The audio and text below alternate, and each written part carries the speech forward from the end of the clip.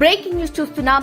Online cyber మోసాల పట్ల నిరంతరం ప్రజలను జాగ్రత్తలకు చేసే TGRTC MD senior IPS VC Sajjanar social media ఇన్ఫ్లుయెన్సర్ల బెట్టింగ్, షాపింగ్ మీడియాలపై ఎక్స్ వేదికగా హెచ్చరికలు చేశారు. ఇక వస్తువులను కొనటం ఎంత సులువు అంటూ అలా షాప్ కి వెళ్లి అక్కడే బెట్టింగ్ పెట్టి వచ్చిన లాభంతో నచ్చిన వస్తువును ఇట్టే కొనుక్కోవచ్చని మాయమాటలు చెప్పే బెట్టింగ్ మోసగాల వీడియోను పోస్ట్ చేశారు.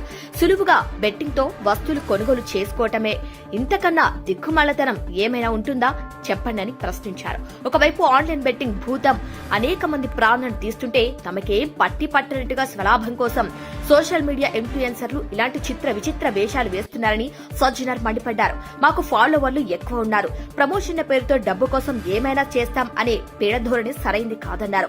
స్వార్థం కోసం బెట్టింగ్ పేరుతో సోషల్ మీడియాలో ఇలాంటి మాయగాలు వదిలే వీడియోలు నమ్మి బెట్టింగ్ కూపంలో పడకండని ప్రజలను సజ్జనర్ హెచ్చరించారు.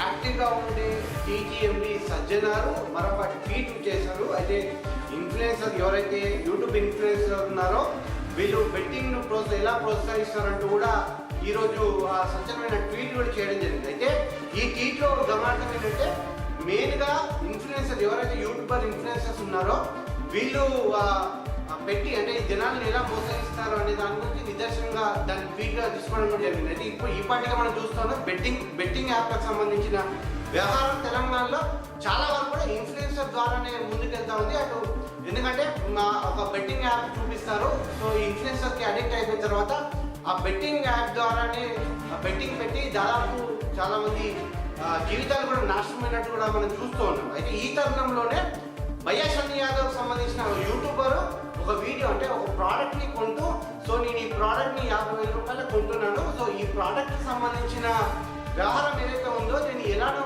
ఆన్లైన్ ట్రేడింగ్ చేసి ఎలా సంపాదిస్తానో చూడండి లైవ్ లో అంటూ కూడా ఆ షాప్ లో చూపించడం జరిగింది. దీన్ని ఆదర్శంగా తీసుకొని ఎండి సజ్జనార్ అయినటువంటి టీఎస్ఆర్టీ సజ్జనారు తను ట్వీట్ కూడా చేశారు. ఇటువంటి వాళ్ళ మాయలో మోసపోకండి, యువత ఖచ్చితంగా ఈ బెట్టింగ్ యాప్ని కూడా పూర్తిగా కూడా నిర్ణయం చేయాలంటూ కూడా సజ్జన ట్వీట్లో పేర్కొనడం జరిగింది. అయితే ఇప్పటికైనా ఈ బెట్టింగ్ యాప్ ఎవరైతే నిర్వాహకులు నిర్వహిస్తున్నారో వీళ్ళని కట్టడి చేసే ప్రయత్నం చేస్తారా లేకపోతే ఇలానే కొనసాగుతుందనేది కూడా క్వశ్చన్ మార్క్గా మారింది. ఎందుకంటే ఈ బెట్టింగ్ యాప్ల ద్వారా స్కాముల ద్వారా దాదాపు కొన్ని వేల జీవితాలు రోడ్డు పైన కూడా పడతా ఉన్నాయి. సో ఇదే విషయమై కూడా సజ్జనాలు ఎప్పటికప్పుడు అప్రమత్తం చేస్తుంటారు, జనాలకు ఎప్పుడప్పుడు అప్రమత్తం కూడా చేస్తూ ఉంటారు. సో వేచి చూడాలి, పోలీసులు మన ఏమైనా దీనిపైన చర్యలు తీసుకుంటారా ఏంటనేది కూడా వేచి చూడాల్సిన